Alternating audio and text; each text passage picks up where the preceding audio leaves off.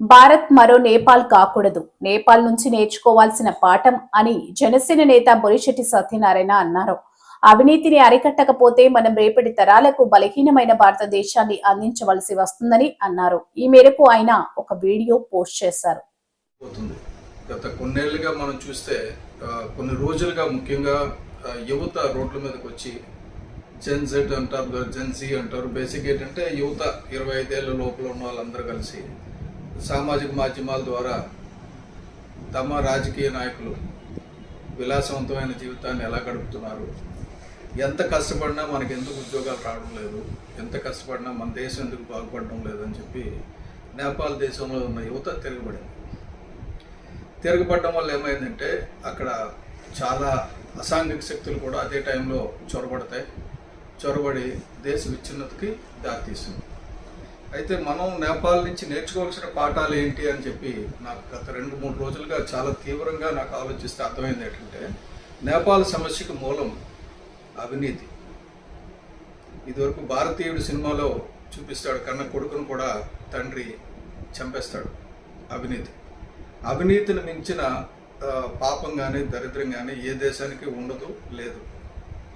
అది అవినీతి పిచ్చిమీరుపై నేపాల్లో ఈ పరిస్థితి వచ్చింది. అదే పరిస్థితి మన దేశానికి రాదన్న నమ్మకం మన దేశ యువతకి మనం కల్పించాల్సిన అవసరం ఉంది. అది మన బాధ్యత.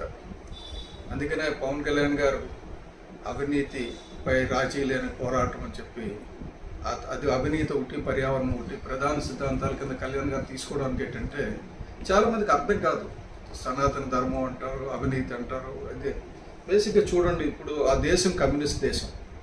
ఒకవేళ క్యాపిటలిస్ట్ అనుకుంటే క్యాపిటలిస్ట్ కాదు కదా, కమ్యూనిస్ట్ దేశం. ఇప్పుడు కమ్యూనిస్టులు రాజ్యం వెళ్తున్నారు. కానీ అవినీతి కమ్యూనిస్టులకి క్యాపిటలిస్టులకి రాకపోతే ఉన్నత వర్గాలకి దళిత వర్గాలకి సంబంధం లేదు. అవినీతి అనేది ఒక జబ్బు.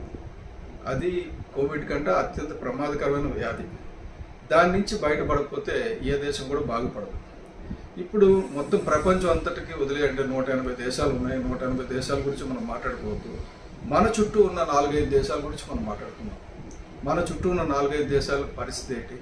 అవినీతి ఎక్కడ వరకు అంటే, ఇప్పుడు కరప్షన్ పర్సెప్షన్ ఇండెక్స్ అనే సిపిఐ ఇండెక్స్ అని ఒకటి ఉంది. నేను ఈ వీడియోలో ఆ సిపిఐ లింక్ కూడా పెడతాను, మీరు చూడండి. అవినీతిలో మనం ఎక్కడ ఉన్నాం?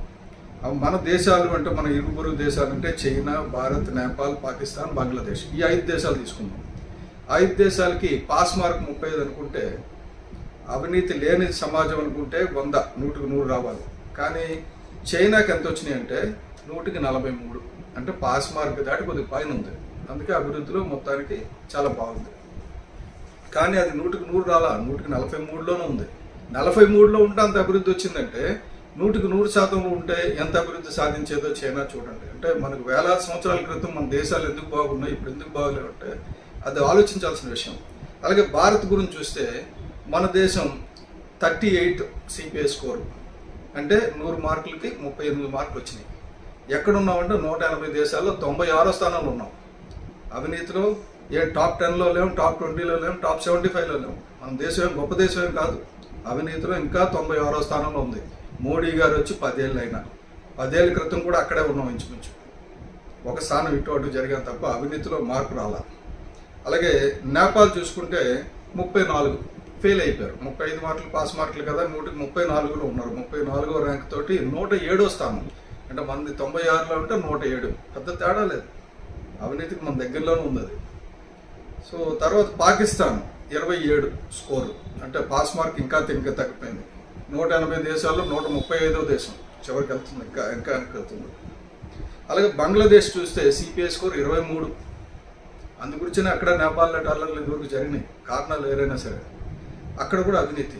180 దేశాల్లో 151 స్థానం, బ్రహ్మాండంగా 180లో నీతిలోనో రాకపోతే ఆర్థిక విధానం కాదు, అవినీతిలో అందరూ ఎక్కింది బంగ్లాదేశ్. కాబట్టి మనం చూడాల్సింది ఏంటంటే, ఏ దేశమైనా ధర్మాన్ని పూజించే దేశం కావాలి కానీ ధనాన్ని పూజించే దేశం కాకూడదు. ఒక్కసారి మనం డబ్బు ఉన్నవాడికి గౌరవం, అవినీతితో సంపాదించిన డబ్బు ఉన్నవాడికి గౌరవం ఇవ్వడం మొదలు పెడితే, అలాగే అవినీతి డబ్బు సంపాదించిన వాళ్ళందరూ ఇదివరకు ఇక్కడ పెద్ద పెద్ద వాళ్ళందరూ కూడా ఏమవుతున్నారో మనం చూస్తున్నాం. అలాగే ఏ దేశమైనా సరే ధర్మాన్ని నిలబెట్టే నాయకులు కావాలి. వాళ్ళ వల్ల జాతి బాగుపడుతుంది, వారి జాతి కోసం వాళ్ళు త్యాగాలు చేస్తారు ధర్మం గురించి ఆలోచించేవాడు. అలా కాకుండా డబ్బు గురించి ఆలోచించేవాడు ఆయన డబ్బు గురించి దేశాన్ని త్యాగం చేస్తాడు. కాబట్టి మనం ఆలోచించాల్సింది ఏంటంటే రేపటి తరంకి మన అవినీతి రహిత భారతదేశం కానీ అందించకపోతే మోడీ గారు అంత కష్టపడినా 96వ స్థానంలోనే ఉంటాం. ఇంకా పాస్ అయితే పాస్ అయ్యాం కానీ 38లో ఉన్నాం. 43లో ఉన్న భారతదేశం చైనా ప్రపంచ దేశాలను శాసించే స్థాయికి ఎదిగింది. మనం కొద్దిగా ఒక 50 మార్కులు వచ్చేటట్టు పూర్తిగా 100కి 100% కాకపోయినా 100కి 50% నీతివంతంగా ఉన్నా కూడా ఇది అవినీతి అనేది ఈ సిపిఐ అన్నది ఏంటంటే perception index, corruption perception index ప్రభుత్వ కార్యాలయాల్లో అవినీతి, ఇది ప్రైవేట్ అవినీతి గురించి కాదు.